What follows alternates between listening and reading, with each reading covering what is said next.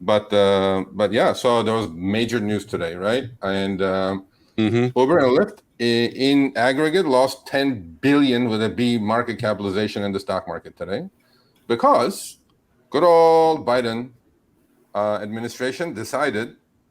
Well, actually, this started like maybe a couple of weeks ago. There were kind of hints of this happening. We did a video on the FTC investigating these companies, which truly for rideshare world or gig world went viral anyway. And then, sure enough, here comes the hammer. That was a little jab, and here comes the left hook now. So Uber and Lyft are like railing on the under. They're on the ropes now. So they go like, "What's going on? We just lost 10 billion in market cap." I'm sure DK was not happy with the stock options, but hey, man, it's what it is. So our labor secretary. This is from April 29, but the breaking news was Yeah, we'll today. get into them. Marty Walsh, an Irish immigrant son, and he's very pro-union, pro-worker, pro-labor. And, you know, a lot of people were wondering why this hasn't happened already with the Biden administration, you know, and now it's happening, people. Now the government actually the rules of engagement are going to come out on Thursday, and there's a 45-day comment period. And after that, if this becomes rule or law, Uber and Lyft are in a little toaster over there. So, and Grubhub and DoorDash and all gig economy companies. You know what I'm saying? So, so the idea is that all gig workers who are at the moment independent contractors are going to be treated as employees. And this is today's headline. New Biden labor rule would make some contractors employees. Now they say some, but if you read into it, it's not some. It's pretty much everyone. And we went through this in California. I have experience with it. For 9 months, we were employees. Supposedly, and then they passed Prop 22. They overrode it, but then Prop 22 got kicked out of court. So I'm like, I don't know what's happening now. But today was not a good day for Uber and Lyft. And as it says, Uber and Lyft plunge as Biden proposal may cause gig workers to become full-time employees. Yep. Chris, why don't you talk about next week's show that directly is kind of attached to this subject, really, right? And we didn't know this was coming up. We didn't have inside info. If we did, I would have shorted Uber and Lyft like heck yesterday. But what happens now is that next week we had already scheduled this 3 weeks ago.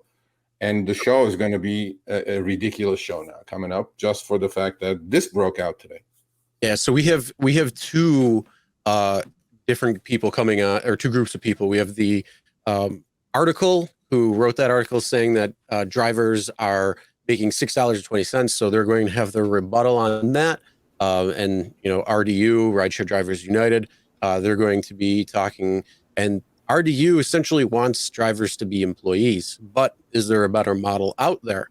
And so the follow-up to that later in the episode, later in the show, we're going to have a driver from Seattle come on. So Seattle, if you're not familiar, and Washington State has a law on the books on, Uber and Lyft drivers.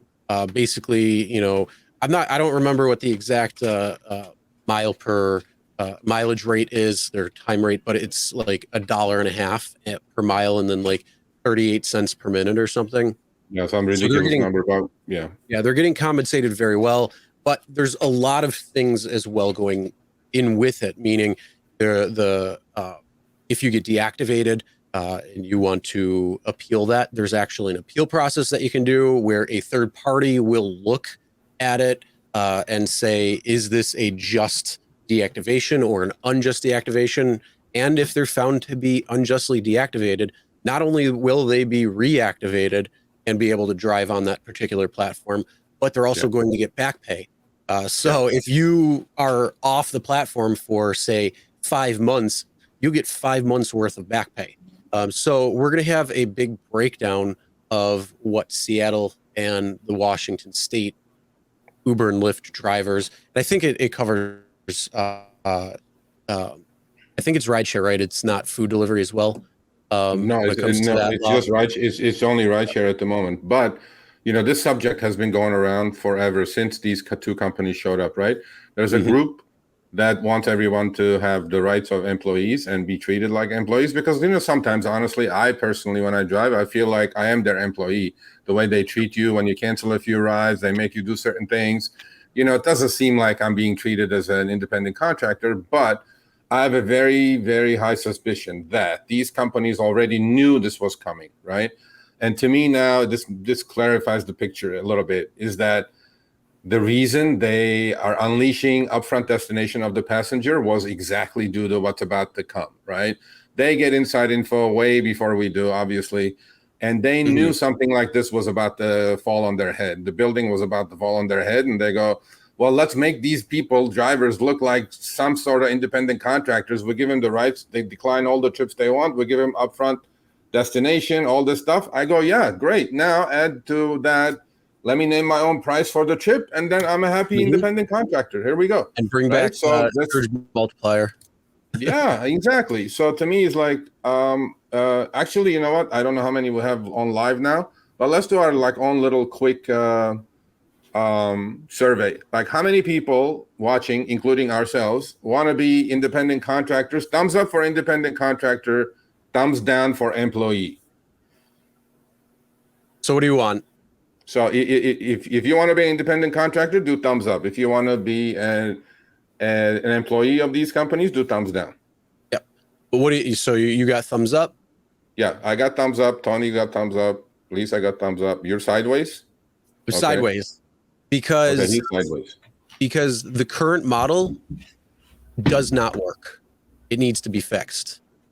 Okay. Now, is Seattle, are they the best option? Or is it something that needs to be where, like you said, name your own rates, something where it actually gives you independent contractor versus employee, like a clear, you are an independent contractor, not just a company saying you are.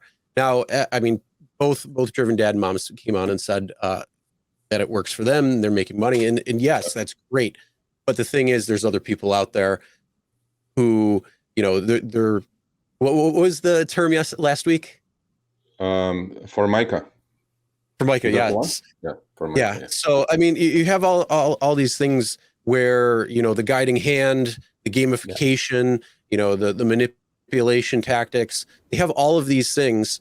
And then they're very one-sided. There's a lot of issues I have when it comes to it. So they want you to be classified as independent contractor, so then they can continue as is, unless they're actually forced to change.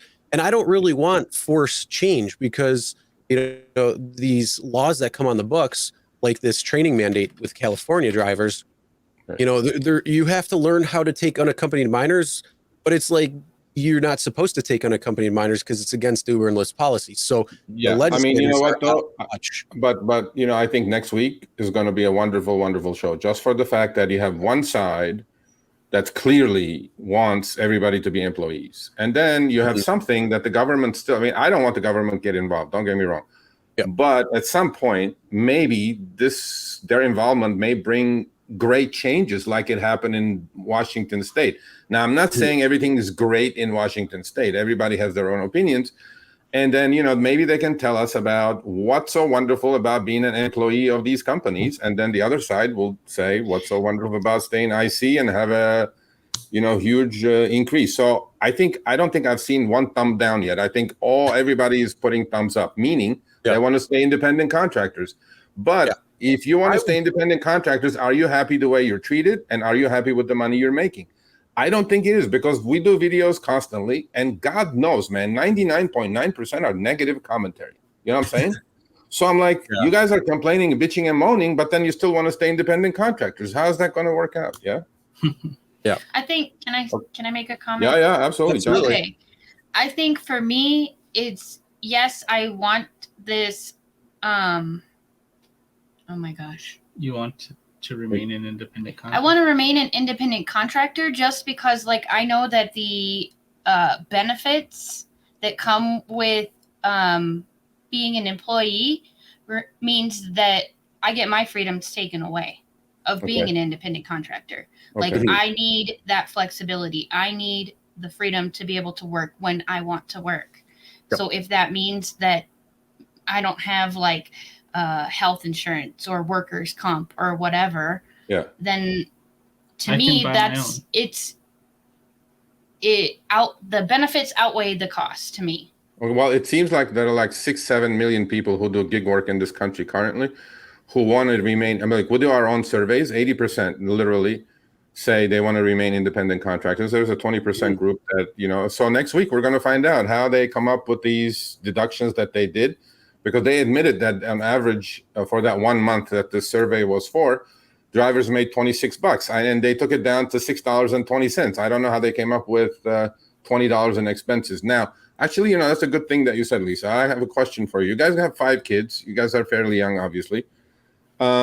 How do you handle your health insurance issues? Like all that's, all that has to get deducted. Like, because if you want to stay independent contractor and make $25 an hour or $30 an hour, but in Tony's case, he's making $70 an hour on rideshare. Not everybody is like that. A lot of cities, a lot of, smaller cities, drivers are making $16, $12, $14, $18 an hour. If they remain independent contractors, with the power these companies have, they do what they do with the rates, especially cutting the base rates to pennies a mile, and they keep cutting your income. How do you pay for everything, including your car expenses, your health insurance, all these things that the employee rights may give you? So, I think, like, how do you guys handle that? I mean, I know you make more money than average driver, but then if you talk to a driver, like I talk to a lot of drivers in Tampa, San Antonio, they're making no money. They're making 12, 14, 18, $20 an hour. If you take all your expenses, you may get down to $5, $6 an hour. Well, I don't know how it is in everybody else's states. Right. But, when you are on your own, you go through, in Colorado, you go through the health portal, where you can sign up for different insurance providers. The marketplace, I think, is what they call it out here. Yeah. So we just go through that, and based on your income and your amount of dependents, etc., they either give you no discounts or some discounts or a lot of discounts. So for us, it's just we get a significant amount of discounts just because of the amount of kids we have. Yeah. No, I mean, which is not normal for a lot of people. So no, I understand you're a special case, but in general, right? In general, being an Uber driver or a delivery person in this country is not a profitable endeavor. I'm saying this outright. Okay. So not everybody is swimming in cash, unlike all the passengers think we are. But a lot of people in the gig economy in general, whether it's Uber or DoorDash or Instacart, like all 3 main categories, or I guess 4, because courier, do it part-time to supplement their W-2, where they do get their benefits from. Yes. So that's probably why a lot of people don't want to, in addition to having a job, have a second job. I agree with you 100%. And you know what? The 80-20 rule applies in the delivery. Well, not as much delivery, but in the rideshare world. I mean, rideshare is a lot bigger than delivery at the moment. But during the pandemic, actually, they were 50-50, but now rideshare is in the lead again. So to me, there is a 20% full-time drivers out there that have been on the system for years, and this is their livelihood, right? And if you're driving 40, 50, 60 hours a week, I think you should really look into the point of them being employees. But definitely, you should not be given employee rights if you're driving 4 hours a weekend or whatever to make some, extra bucks to pay for some additional vacation or something you're going to buy. But I think there has to be some distinction between full-timers and super part-timers or part-timers, because those full-timers are definitely losing out. I agree with one thing that RDU says, and those are the people who are doing 80% of the trips. 20% full-timers are doing 80% of the trips. Mm-hmm. But we're going to have a nice, clean discussion next week, and we're not going to settle anything. I'm sure they're going to sell their idea, but we'll see. We'll see how it goes. I think it's going to be super, super interesting. So we agree. None of us want to be, except Chris. Chris went the Switzerland way. No. Look. I went sideways, would rather remain sideways. Who goes sideways? Because there's a better option, I think. I don't think the way it currently is set up is the best option, nor an employee. I always have said there's a way better option out there. And I think it's a way where everybody has to kind of come to work together. And at that point, everybody could win. You could have the companies win. You could have the gig worker themselves win, and you can even have the client or the customer win. So it's just a matter of coming together and actually working together to make it better. I agree with you. I spoke to the Seattle driver for over an hour the other day and convinced him to come on the show. At the same week as the RDU is coming. It's not going to be a debate, but from everything he said, honestly, I did not find one negative thing about it. So I don't know. Maybe I'm too naive. An hour and a half of conversation, but I also read the law. I read everything I could get my hands on about what's happening in Washington State, and their fares are going to be adjusted upwards because of inflation this year. They're getting a 7% increase, exactly the same as. So Seattle is going to go to like $1.65-ish per mile and about 55 cents a minute. And all the other cities in Washington State are going up commensurately. So to me, it's like, I didn't find anything negative in what he said. Maybe some people don't like that. Maybe for each state, cost of living is different in each state. Maybe each state should sit down with these companies and come up with their own rates and rules and regulations, as opposed to have the federal government pound these guys into oblivion. Because look, if they shut these companies down, 7, 8, 10 million people are going to lose their livelihoods. I mean, that's a fact, and it's no BS, right? So I'm like, we'll see. Yeah. So, but we don't want to be employees, okay? Okay, Mr. Biden? No, we don't want to be. Definitely not.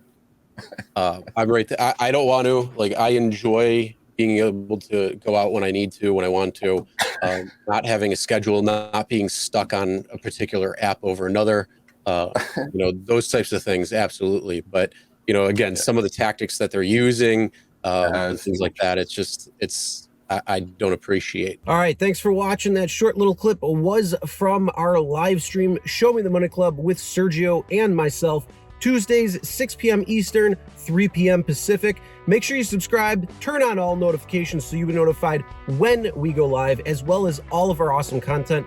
Make sure to check out this video right here, which will take you to the entire live stream, or check out this video right there. All right, drive smart, everyone.